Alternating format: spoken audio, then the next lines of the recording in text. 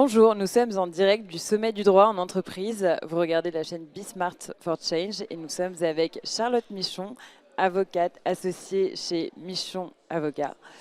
Et nous allons parler devoir de vigilance. Est-ce que vous pouvez commencer par le définir assez simplement? Oui, tout à fait. Bonjour Anne-Laure. Donc, le devoir de vigilance, c'est quoi? C'est une nouvelle obligation juridique qui pèse sur les grandes entreprises notamment, d'identifier et de prévenir les risques qu'elles aient des impacts négatifs sur les droits et l'environnement. Donc c'est vraiment une perspective tournée vers l'environnement, les droits humains, les personnes.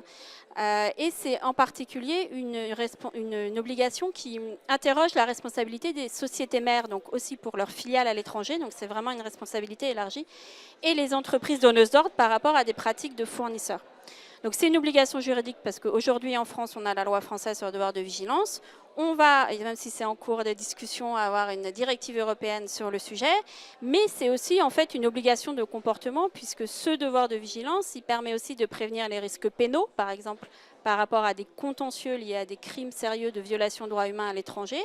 Donc avoir une démarche de vigilance effective, ça permet aux entreprises de prévenir ces risques et de se défendre en cas de contentieux, aussi sur la responsabilité écologique, aussi sur les greenwashing. Donc certes, c'est vraiment, on l'interprète souvent par rapport à cette obligation pure juridique de mettre en place un processus d'identification, de gestion des risques, mais en réalité, c'est vraiment un comportement qui vise à éviter d'avoir des pratiques, des mauvaises pratiques en termes de RSE. Merci. Et je crois qu'une chambre spécialisée en matière de contentieux émergents a vu le jour il y a peu. Est-ce que vous pouvez déjà tirer un bilan? Quelle approche a-t-elle adopté en matière de devoir de vigilance? Tout à fait. Il y a eu une chambre spécialisée au niveau du tribunal judiciaire de Paris, donc qui regroupe vraiment tous les contentieux dits émergents, donc le devoir de vigilance, mais aussi, encore une fois, le greenwashing les liés au reporting extra-financier, etc. Et une chambre au niveau de la cour d'appel. Et en réalité, quand on regarde, alors il n'y a pas encore beaucoup de décisions, mais il n'y a aussi pas encore beaucoup de contentieux sur le devoir de vigilance.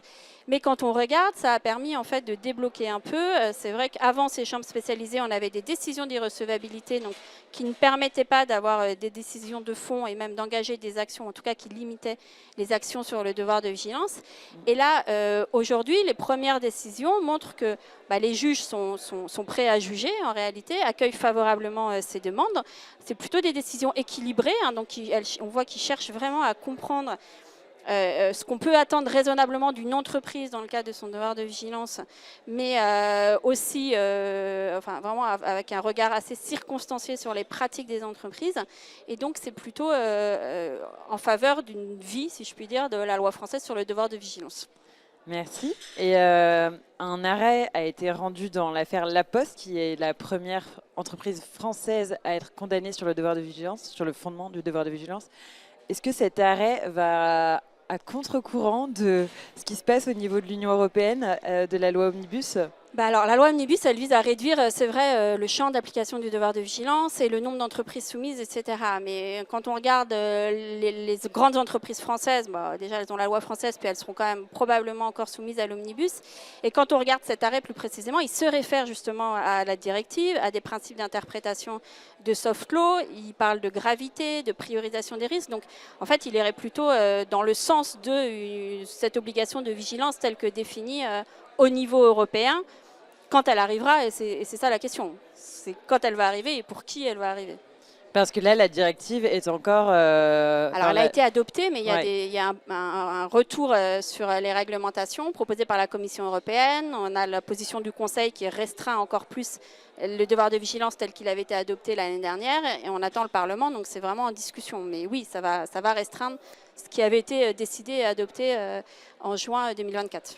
Et par exemple, cette loi, directive Omnibus, tend à restreindre un peu la portée de la cartographie.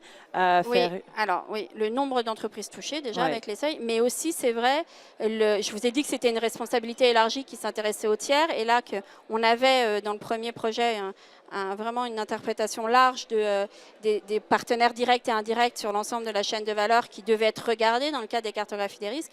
Et là, on reviendrait vers ce qu'on appelle le rang 1 avec possiblement le rang 2, 3, 4, mais vraiment sous condition. Donc on a une restriction des entités à regarder par les entreprises l'entreprise et donc la responsabilité associée dans le cadre du devoir de vigilance. Merci pour cet éclairage sur le devoir de vigilance, Charlotte. Nous sommes toujours en direct du sommet du droit en entreprise. Vous regardez Be Smart for Change.